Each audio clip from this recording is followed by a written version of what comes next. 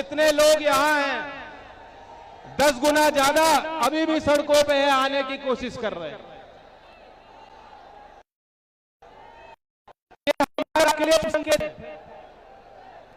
इससे देश के किसानों के अंदर एक नई उम्मीद जागी।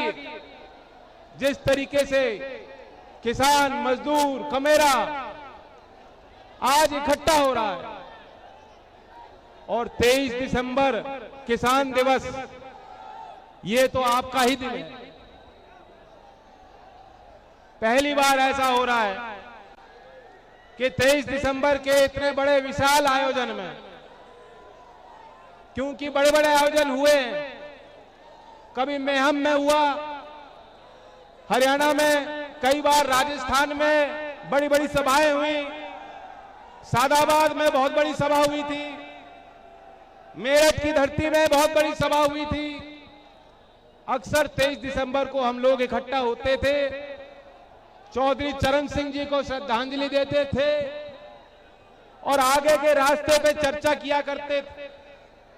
लेकिन पहली बार ऐसा हो रहा है कि आज 23 दिसंबर का इतना विशाल आयोजन, चौधरी चरण सिंह जी की कर्म भूमि अलीगढ़ की इगलास, जिसे मिनी छपरौली का नाम आप देते थे,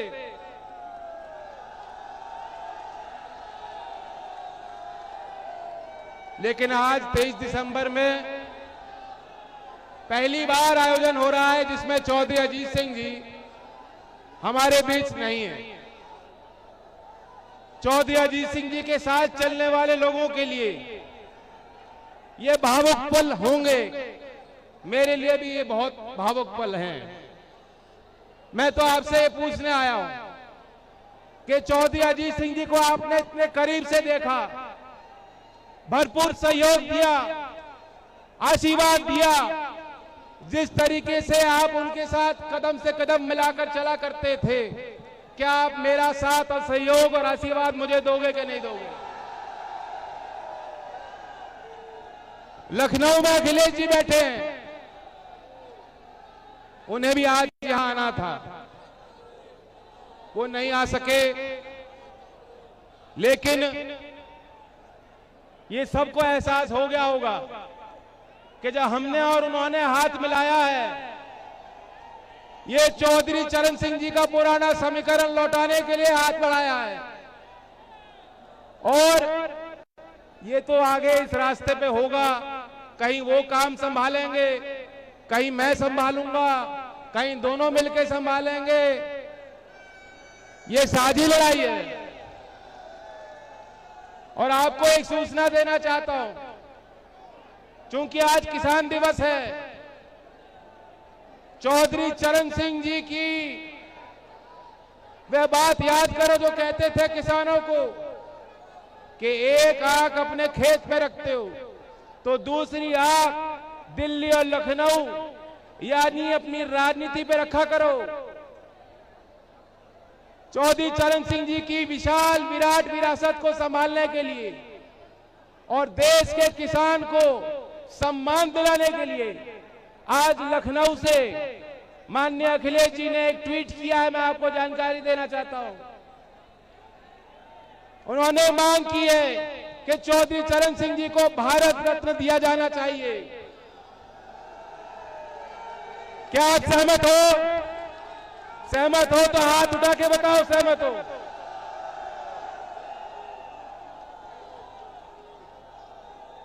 वैसे देश का किसान, देश का हर व्यक्ति उन्हें अनमोल रत्न मानता है।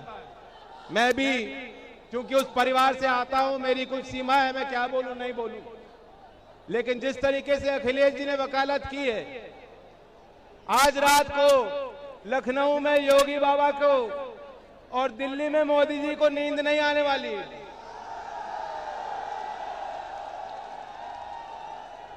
इन लोगों ने चौधरी साहब को सम्मान नहीं दिया। इन लोगों ने सत्ता हासिल करने के लिए किसानों को तरह तरह के झूठे वादे किए थे।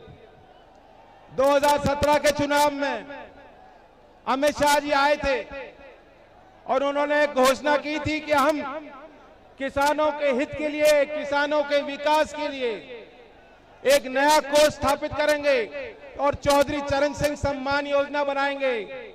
और जितने करोड़ चाहिए, 1000 करोड़ चाहिए, 1500 करोड़ चाहिए, 15,000 करोड़ चाहिए, हम देंगे। कहां है वो योजना? अमित शाह जी दूरबीन लगा के देखिए, दूरबीन। चौधरी चरण सिंह के नाम पे आपने एक योजना बनाई हो तो बताइए। नहीं बनाई गई। 7 दिन में नया साल आ जाएगा 2022। 2022 के लिए क्या बोले थे? मोदी जी ने कहा था, मित्रों 7 साल में हम किसान की आय दुगनी कर देंगे। अब आ गई 2022, किसी की आय दुगनी हुई है क्या? हमें आपको पता है किसी की आय दुगनी नहीं हुई, लेकिन मैं आपको आंकड़े बताना चाहूंगा। चौधरी चरण सिंह जी की बहुत बड़ी ताकत थी। दिमाग उनका अर्थशास्त्री का था और दिल उनका किसान का था। वे गांव की भाषा बोल लेते थे, समझ लेते थे और अंग्रेजी में किताब लिख लिया करते थे और कई बार भाषण में वो आंकड़े दिया करते थे। हो सकता है कि उनके भाषण को सुनने वाले लोगों को उनके आंकड़े सारे समझ में नहीं आते हो, लेकिन चौधरी साहब अपना फर्ज मानते थे कि गांव के गरीब घर में पैदा हुआ व्यक्ति भी देश के मुख्यधारा में पहुंचाना है तो देश के मुद्दे गांव तक पहुंचाने होंगे। ये चौधरी चरण सिंह जी मानते थे और उन्हीं की तरह अगर हमें काम करना है। मैं आपको आंकड़ा बताना चाहता हूं, क्योंकि अब तो देख रहे हैं रेडियो पे, टेलीविजन में, अखबारों पे पूरे अखबार पाट दिए योगी जी ने। एडवर्टाइज कर रहे हैं, कह रहे हैं कि सब किसान खुशहाल हो गए, किसान की आय दुगनी हो गई। मैं आपको आंकड़े बताना चाहता हूं। आज देश की प्रति व्यक्ति औसत आय 86,659 रुपए है। 86,659 रुपए प्रति व्यक्ति देश भर की आय है और उत्तर प्रदेश की 41,023 रुपए। आधे से भी कम पे हो, आधे से भी कम पे। पूर्व की सरकार जब अखिलेश जी मुख्यमंत्री थे 2016 और 17 में, वो 5 साल आप देखेंगे तो हमारे प्रदेश की जीडीपी का प्रगति दर यानी घरेलू उत्पाद, कुल घरेलू उत्पाद जो जीडीपी कहते हैं, औसतन 5 साल में 2012 से लेकर 2017 तक उत्तर प्रदेश में 6.9% का प्रगति दर था और योगी जी बाबा जी के राज में 1.9 रह गया। 1.9। ये सब क्यों है? क्योंकि बाबा जी को कुछ अता पता नहीं है। बाबा जी बैलेंस शीट नहीं पढ़ सकते। बाबा जी के आगे फाइल रख दी जाती होगी, अधिकारी उनको जैसा समझा देते होंगे, बिना फाइल को देखे पढ़े वो हस्ताक्षर कर देते होंगे और बयान दे देते होंगे। योगी जी बैलेंस शीट नहीं पढ़ सकते। मैं इकोनॉमिक्स का स्टूडेंट रहा हूं।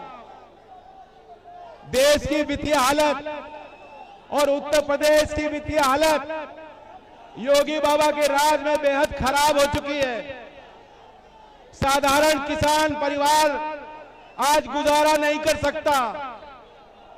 हमारे जो नौजवान, ये जो नौजवानों की भीड़ आई है, इन्हें नौकरी नहीं मिल रही, कहीं नौकरी नहीं मिल रही।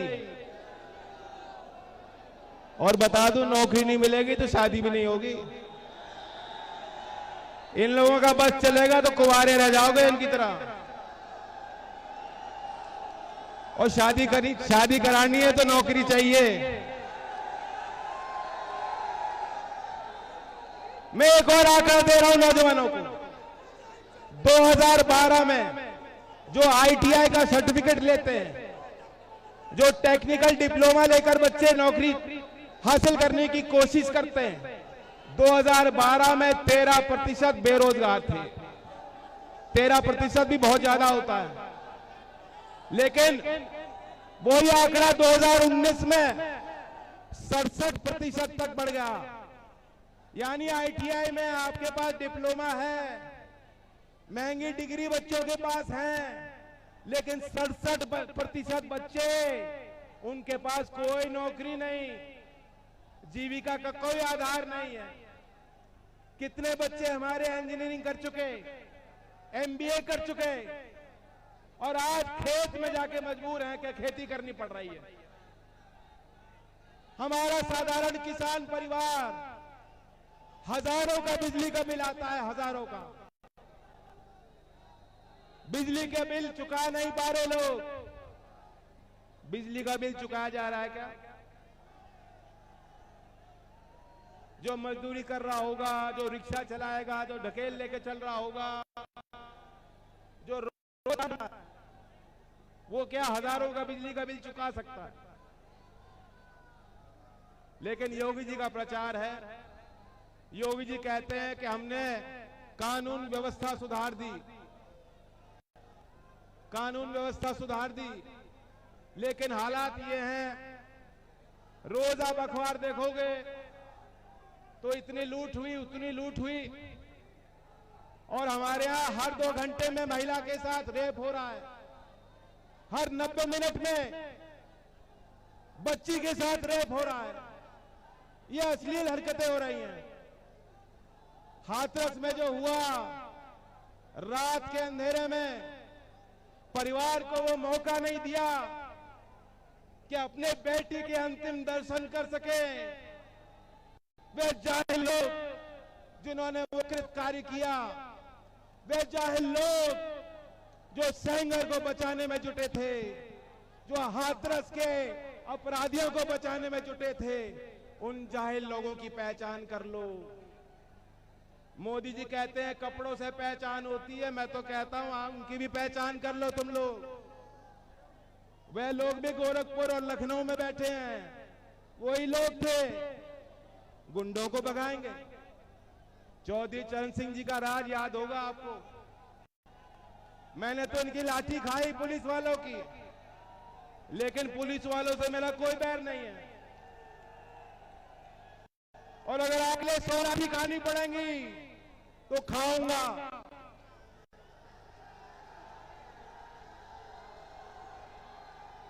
लेकिन वर्दी पहनने वालों का ख्याल रखेंगे हम।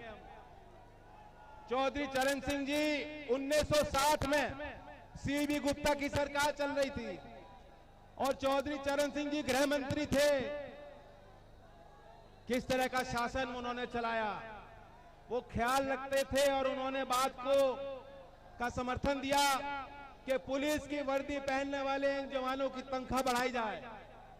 जब उनको दबाव बनाया गया कि नेताओं के विरुद्ध मुकदमे वापस ले लीजिए चौधरी साहब ने इनकार कर दिया।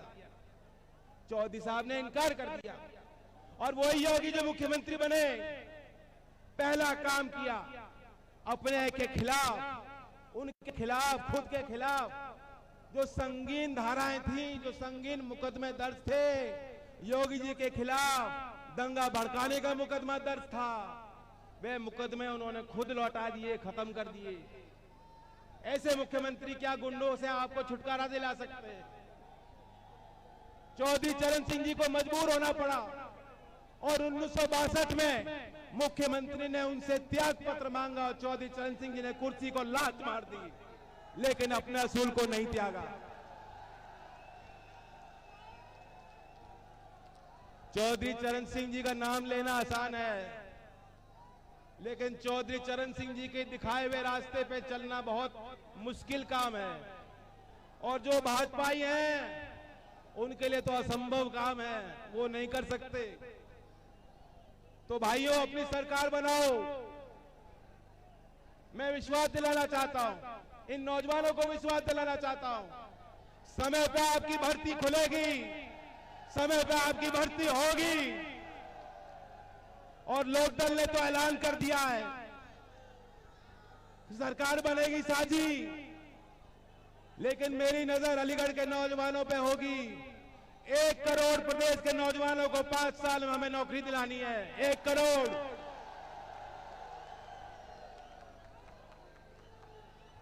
आज 23 दिसंबर है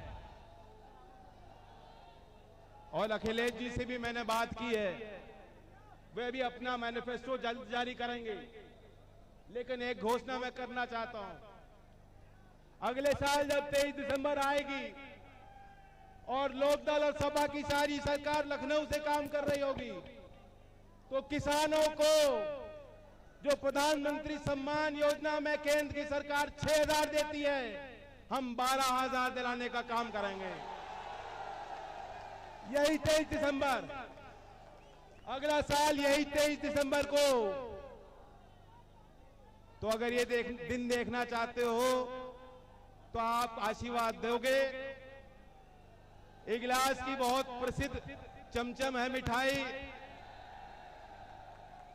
इगलास क्षेत्र का विधायक जिताओ।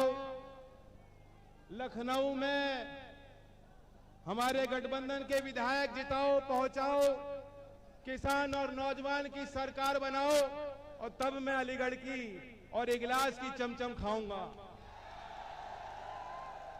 खिलाओगे? चाहे डायबिटीज हो जाए, खाऊंगा जरूर। अब समय बहुत कम रहता है। मैं आज इस अवसर पर जिन किसानों ने लंबा संघर्ष किया उनको याद करना चाहता हूं, उनके प्रति अपनी संवेदना व्यक्त करना चाहता हूं। जो 700 से ज्यादा किसान शहीद हुए, आज किसान घाट पे हमने हवन किया। देश की संसद में चौधरी चरण सिंह जी की तस्वीर लगी है, उस पे पुष्पांजलि करके मैं आपके बीच आ रहा हूं।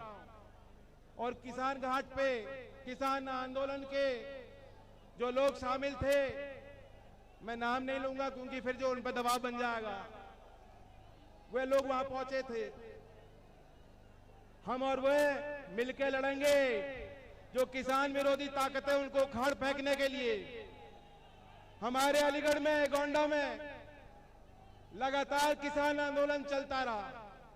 उस आंदोलन में शामिल होने वाले प्रत्येक किसान को मैं देश के किसानों की तरफ से धन्यवाद देना चाहता हूं। चौधरी चरण सिंह की आवाज बनके आपने पहली बार इस देश को, भारतीय जनता पार्टी की सरकार जो चला रही है, पहली बार उनको यह एहसास दिलाया कि अगर किसानों से लोहा लोगे, अगर किसानों से लोहा लोगे तो हार जाओगे। पहली बार। और मैं तो कह सकता हूं, मोदी जी ने तो कभी अपने घर में भी माफी नहीं मांगी होगी।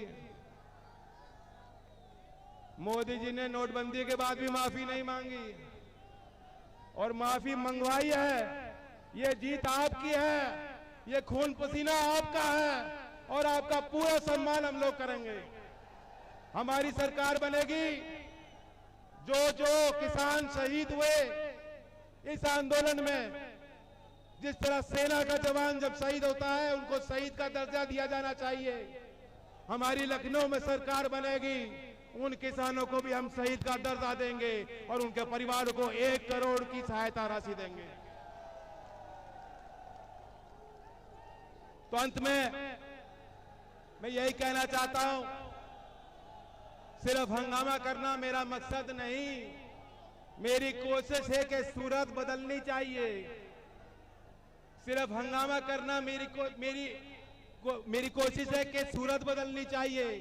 मेरे सीने में नहीं तो तेरे सीने में सही, आग कहीं भी हो लेकिन आग जलनी चाहिए। तो साथ मिलकर नारा लेंगे, किसान मजदूर एकता, भाईचारा, चौधरी चरण सिंह, चौधरी अजीत सिंह,